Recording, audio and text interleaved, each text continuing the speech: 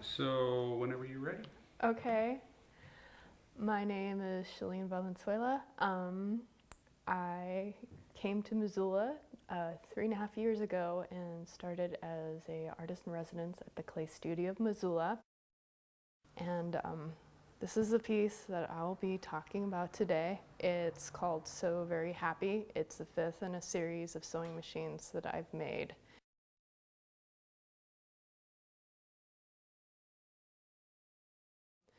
I've been playing a lot more with the trompe-l'oeil aspects of things, and trompe-l'oeil sort of translates to fooling the eye.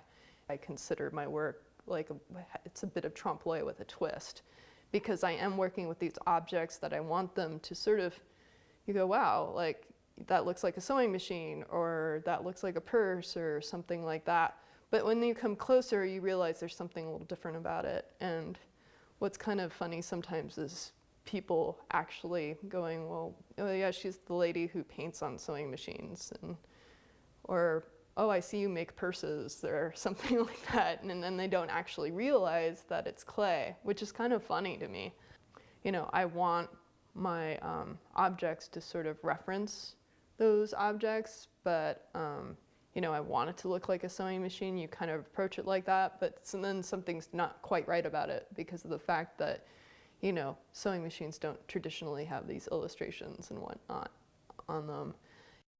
Everything is clay on here except for this little doodad that sticks up top and the needle right there.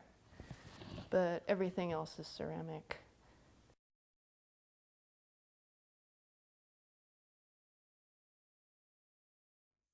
Ceramic slip casting involves like a liquefied body of clay that you have to pour in some sort of mold.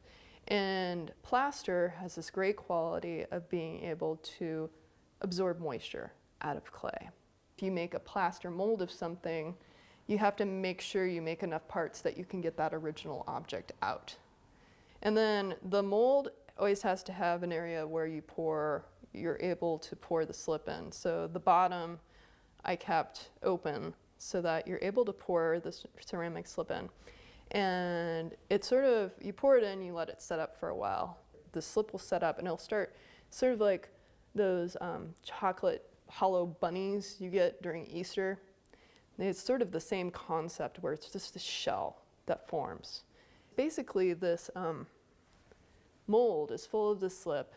You pour out the slip after it gets this certain thickness to it that you want. So generally, depending on the size of the object, between like 1/8 or 1/4 of an inch. Eventually what happens is, since plaster absorbs moisture out of clay, the object itself starts to slightly shrink in the mold.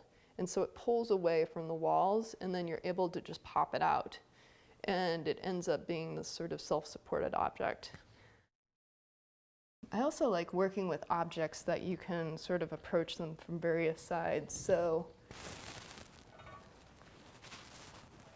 I also find the back as well, just, you know, to be just as important as the front of an object. There's so much potential there. The way I put my illustrations onto things, I want to lead the eye around so that you can follow that front and back. When you compose things and sort of think about, well, how do I get the viewer to want to walk around? Like, you sort of like leave this little trail of breadcrumbs, because we're all curious at like what's going on the other side of something. I also tend to use a lot of objects that relate to domesticity. But I work with these sort of coveted items just because they're familiar and comforting in some way, and we relate to them. We're able to see them and recognize them.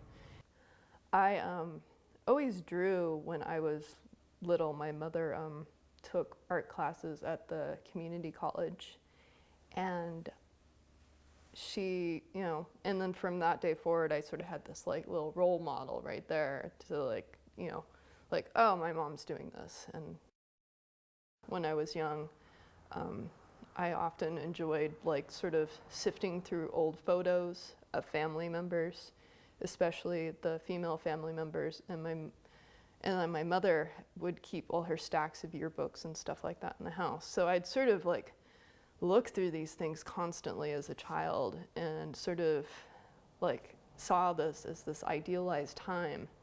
And if you think of advertising and that era of like mid 20th century was this like ideal time where all of a sudden the like advertising world boomed and everything was ideal and perfect and shiny, but there were so many issues and problems, and the advertising world just has a great way of just making things so shiny and approachable.